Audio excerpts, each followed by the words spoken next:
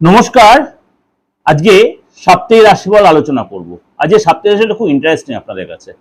অনেকে আমাকে WhatsApp message করে বলেছিলেন যে সামাজিক প্রেক্ষাপট অর্থাৎ আমাদের এই যে বেঙ্গল মানে এই ইলেকশন সিচুয়েশনটা চলছে খুব ভাইটাল আপনাদের প্রত্যেকে, এখানে সারা বিশ্ব তাকিয়ে আছে বেঙ্গলের ইলেকশনটা রেজাল্ট বা ইলেকশন সিচুয়েশন নিয়ে। তো এই যে সপ্তাহটা 27 তারিখ থেকে 3 তারিখ অর্থাৎ 27 এপ্রিল টু 3 মে, 3 মের পরের দিনে অর্থাৎ 3 মে হচ্ছে আমাদের সপ্তাহ শেষ রবিবার, সোমবার হচ্ছে ইলেকশনের রেজাল্ট অর্থাৎ 4 মে। 4 মানে 4 তারিখটা হচ্ছে রাহু ডেট, 4 তারিখটা হচ্ছে রাহুর ডেট। এই 4 তারিখে আমাদের বেঙ্গলের অর্থাৎ ওয়েস্ট বেঙ্গলের রেজাল্ট, ইলেকশন রেজাল্ট। একদিকে দিদি রয়েছে আর একদিকে দাদা রয়েছে। আসলে দাদা আমি কাকে বলছি আপনারা সকলেই বুঝতে পারছেন, আমাদের মোদিজির কথাই বলছি। আর দিদি আমাদের স্বনামধন্য দিদি, আমাদের মমতা দি। এই যে দুজনের রাশির যে সিচুয়েশন, কেন দিদির সমসপ্তমে রয়েছে দাদা, এবার এখানটি একটু আলোচনার বিষয়বস্তু আছে। কোনো সময় দিদির মানে ঠিক আগের ঘরটা রেজাল্ট বেরোচ্ছে, কোনো সময় দিদির পরের ঘরে রেজাল্ট বেরোচ্ছে। কারণ দিদি এই বয়সেও যা যুদ্ধ করছে তেমনি মোদিজিও ততটাই যুদ্ধ করছে তার সেনাপতিকে নিয়ে। দিদির সেনাপতি হচ্ছে অভিষেক বন্দ্যোপাধ্যায় আর দাদার সেনাপতি হচ্ছে অমিত শাহ। সুতরাং সমানে সমানে কিন্তু টক্কর চলছে। একটা স্টেপ চলে গেছে অর্থাৎ 23 তারিখের ভোটের একটা আবহ চলে গেছে, অর্থাৎ এরপরে এই যে একটা লাস্ট উইকে একটা ইলেকশন গেছে আর 29 তারিখ অর্থাৎ এই শুরু এই সপ্তাহেতে 29 তারিখে একটা ইলেকশন, এটাই লাস্ট। অর্থাৎ এই যে 29 তারিখটা হচ্ছে 9 2 11 11 1 1 2 অর্থাৎ 2 সংখ্যা। সুতরাং একটা যে মাথায় রাখবেন, দিদির যে গো রাশির সিচুয়েশন আর মোদিজির যে গো রাশির সিচুয়েশন, এই মুহূর্তে মঙ্গল বসে আছে আপনার জলরাশিতে শনির সাথে জুতি তৈরি করে। যদি ধরে নি দিদির বৃষ রাশি, কোনো কোনো সময় দিদির বেরোচ্ছে মেষ রাশিও, আবার মোদিজি বৃশ্চিক রাশি, বলেই দিলাম আপনাদের। সুতরাং এই যে কন্ডিশন, দুজনেরই মঙ্গলের একটা প্রভাব রয়েছে এবং মঙ্গল বসে আছে আপনার জলরাশিতে শনির সাথে জুতি তৈরি করে। যদি ধরে নি আপনার কর্তব্যের খাতিরে দিদির টাইম মানে সময়টা জন্ম সময়টার উপর বেস করে, তাহলে দিদির কিছু জায়গায় আসছে মেষ রাশি।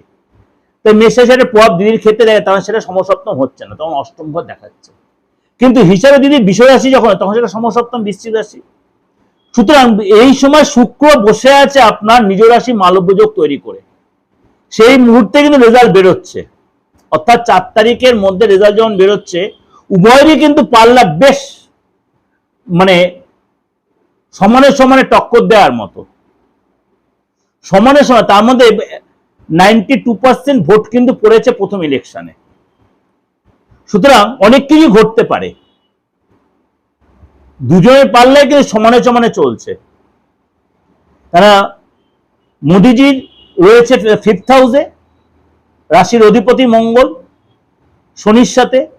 আপনাদের মনে আছে কিনা জানেন, আপনার করোনার সময় দেখেছিলেন মোদিজির সেই সময়টা সবাই বলেছিল সিচুয়েশন অনুযায়ী এই সময় বোধহয় বিজেপি গভর্নমেন্ট আসবে না, কিন্তু মোদিজি কিন্তু বল পেতে সেই সময় কিন্তু এসেছিল করোনার সময়। আপনাদের মনে আছে কিনা সেই সময়টা জানি না, একটু নিজেদের অতীতটি একটু ঘেটে দেখবেন, ওই সময় দেখবেন বেশ ভালো রেজাল্ট করেছিল। তাহলে কিন্তু আমি বলছি না যে দিদির রেজাল্ট খারাপ হবে, আমি একবারও এই কথাটা বলছি না, কিন্তু আমি বলছি টক্করটা কিন্তু সমানে সমানে হবে, একতরফা কিন্তু হবে না যে একতরফা একদল জিতে বেরিয়ে যাচ্ছে আর একদল একদম পুরো ঝুলে থাকবে, তা কিন্তু হবে না। এই বছরের এই যে বিধানসভা 2026 অর্থাৎ রবির বছর, দুজনের জন্য রবি মানে বিচারটা কিন্তু খুব ভাইটাল। কারণ মোদিজি 6th হাউসে রবি বসে আছে গোচর অনুযায়ী, আর দিদি যদি মেষ রাশি ধরি, দিদির মানে ট্রানজিট অনুযায়ী সেখানে কিন্তু দিদির রাশিতে কিন্তু রবি বসে আছে। সুতরাং কেউ কিন্তু কোনো অংশে কমতি যাবে না, খেলা কিন্তু হবে, কেউ সহজে কিন্তু ফিল ছাড়বে না। এবার বিচারটা হচ্ছে, আমি একদম পুঙ্খানুপুঙ্খ বিচারটা আপনাদের বলে দিতে পারি, বলা মানে উচিত, কিন্তু এটা আফটার ইলেকশন আপনারা অনেকে হয়তো আমাকে ব্যাড কোনো কমেন্টস করে বোঝে, আপনারা কেউ না কেউ এই দুটো দলকে সাপোর্ট মানে বেশিটাই মেজর পার্সেন্ট সাপোর্ট করেন। কারণ যখন দেখবেন তার আমার কথাটা হয়তো লেগে গেছে, অপোজিট পক্ষ আমাকে হয়তো নেগেটিভ কোনো কমেন্টস করে বসলেন, আমি চাই না কাউকে হার্ট করতে। একটু আমাদের কাছে আপনাদের কাছে একটা আলোচনা করলাম যে উভয় পাল্লাই কিন্তু সমানে সমানে টক্কর দেওয়ার মতো, কিন্তু কোনো একজন তো পরাজয় হবেই, পরাজয় হবেই, কিন্তু আমি একদম 100% ক্লিয়ার কে হবে, কিন্তু কোন একটা মানে কারণে এগুলো বলতে একটু আমি দ্বিধাগ্রস্ত দেখাচ্ছি, কিন্তু সিচুয়েশন আপনাদের যদি আলোচনা করলাম। এবার চলে একটু আলোচনা করি এই সপ্তাহটা কিরকম যাবে সাপ্তাহিক রাশিফলে। আপনারা আশা করি যে দলকে সাপোর্ট করছেন হোক আপনাদের ইচ্ছা পূরণ, কিন্তু ভালো কিছু হোক, যে দলই আসুক ভালো কিছু হোক, আমাদের বেঙ্গলের ভালো কিছু হোক, এটা আমরা প্রত্যেকে এক্সপেক্ট করব। দিদি আসুক আর দাদাই আসুক, আমাদের স্বপ্ন প্রচুর, আমরা সাধারণ জনগণ, আমাদের করে কমবে খেতে হবে, আমরা কারোর উপর ডিপেন্ডেন্ট নই, কিন্তু আমরা চাইবো আমাদের রাজ্যটা খুব ভালো থাকে, সুখে থাকে, শান্তিতে থাকে। দুজনেই মানে অভিজ্ঞ রাজনীতিবিদ, আর দিদির সাথে দাদার সম্পর্ক কিন্তু যথেষ্ট ভালো। মানে মোদিজির সাথে আমাদের দিদির, মমতা দিদির সম্পর্ক যথেষ্ট ভালো সম্পর্ক। আপনারা কতটা জানেন কি জানেন না, যথেষ্ট ভালো সম্পর্ক। শুধু এই এখনকার সম্পর্ক না, যখন অটল বিহারী বাজপেয়ীজি ছিলেন তখন দিদির সাথে সম্পর্ক ভালো। যারা একটু পুরনো রাজনীতি তারা জানেন আমি কি বলতে চাইছি কথাটা।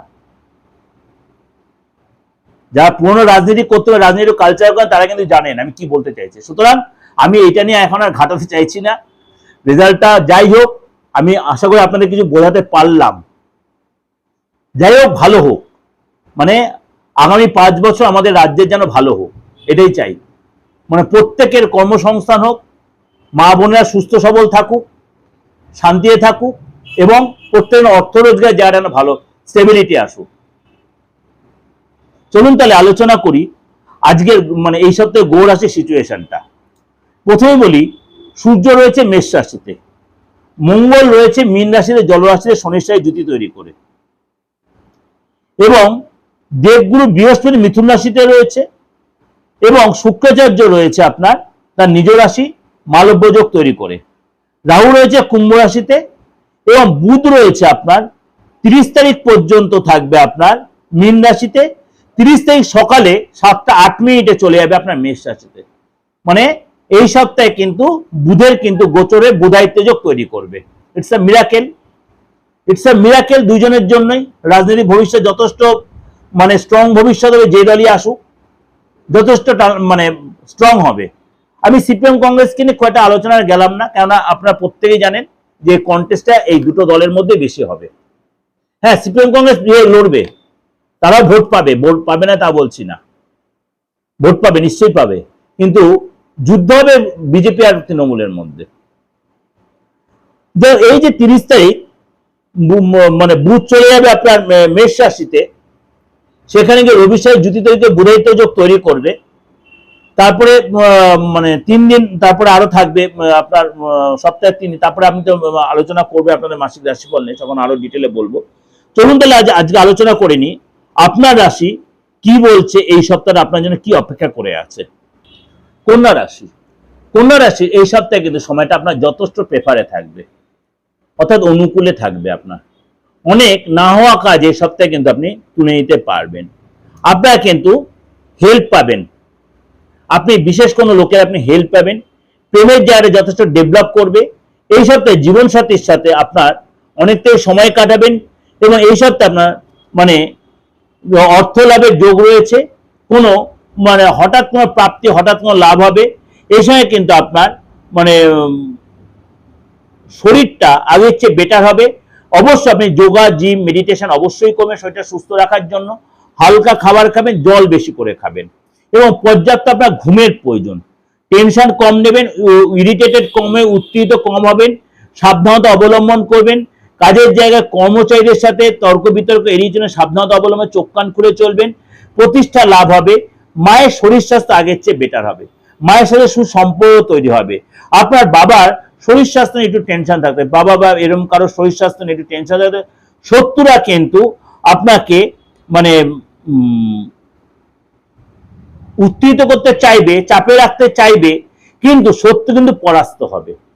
শেষ পর্যন্ত আপনি শত্রুকে চাপে রাখতে পারবেন। ভাই বোনের সাথে আপনার রিলেশন ভালো হবে।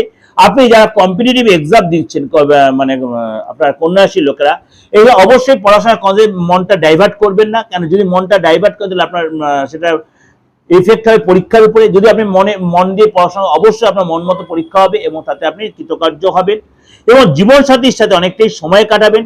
কেরিয়ারের ক্ষেত্রে যথেষ্ট ডেভেলপ দেখা যাচ্ছে এবং মনে যে দ্বিধাগ্রস্ত ভাবটা আছে সেটা কাটিয়ে উঠবেন। মুখের ভাষা সংযত রাখবেন, মুখের ভাষা সংযত রাখবেন এবং আপনার সুসম্পর্ক মুখের ভাষা যেন নষ্ট হয়ে যেতে পারে।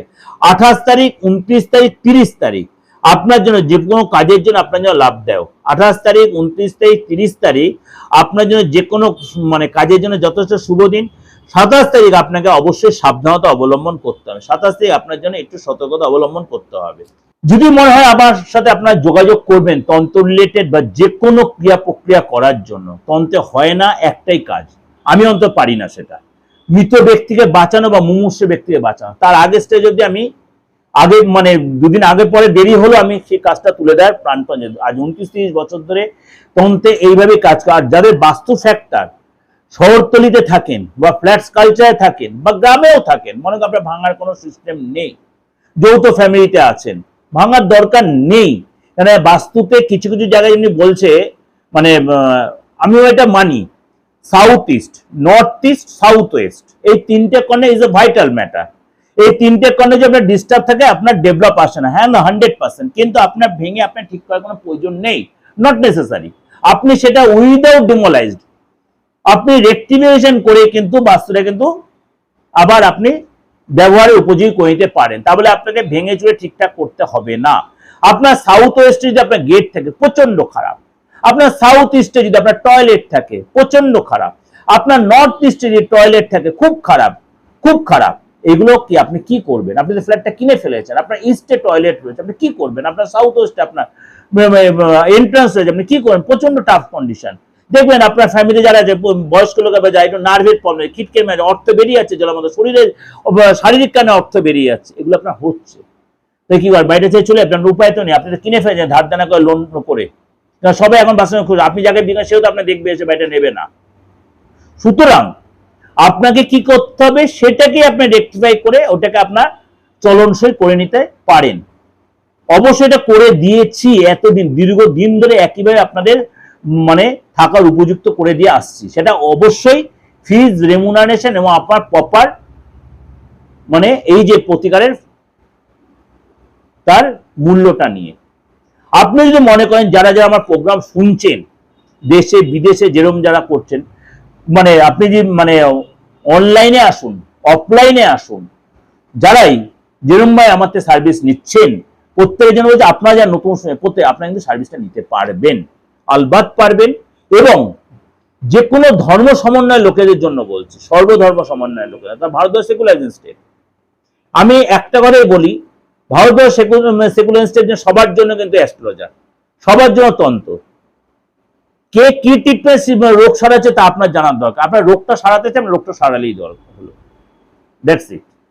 আপনি অবশ্যই সেই প্রতিকারটা নিতে পারেন এবং অবশ্যই তার জন্য উপকৃত আপনি হবেন।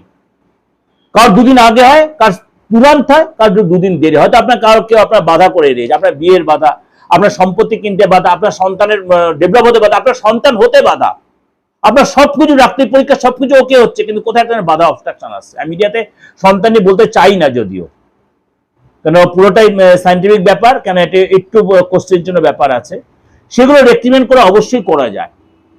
বা আপনি ভাই ভাই এত সুন্দর সম্পর্ক ছিল, ভাই মনে এত সুন্দর সময় সম্পর্ক কে না নষ্ট করে দিয়েছে, এগুলো অবশ্যই করা যায়, রেক্টিমেশন অবশ্যই করা যায়।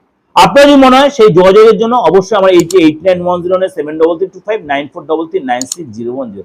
আর যারা পূর্ব মেদিনীপুর পূর্ব মেদিনীপুর, বহরমপুর এরা যারা বলছেন চেম্বারে আসার জন্য, অনেকেই ফোন করছেন, এদের কাছে আমি ক্ষমা প্রার্থী। আপনার অনলাইনে প্রেডিকশনটা নিয়ে নিন, বা উড়িষ্যা, বিহার এদের, বা ঝাড়খণ্ড, ইউপি এসব সেক্টরতে যারা বলছেন, আমি তো ওই দিকটা চেম্বার নেই, পূর্ব মেদিনীপুর খুব রেয়ার চেম্বার যেতে পারি আমি, সবসময় হয় না। আপনারা কিন্তু অনলাইনে একদম সেম প্রেডিকশন বা 100% প্রেডিকশন পাবেন। কেন এখন মুঠোফোন সবার কাছে এসে গেছে। কেন এই কথাগুলো এত বলছি জানেন?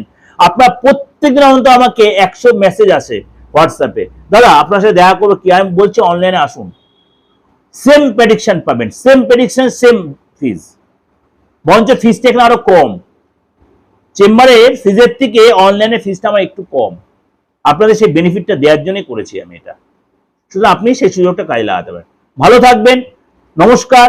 প্রত্যেকের ভালো, এবং যে সরকারি আসুক আমাদের ভালোর জন্যই আসবে। নমস্কার।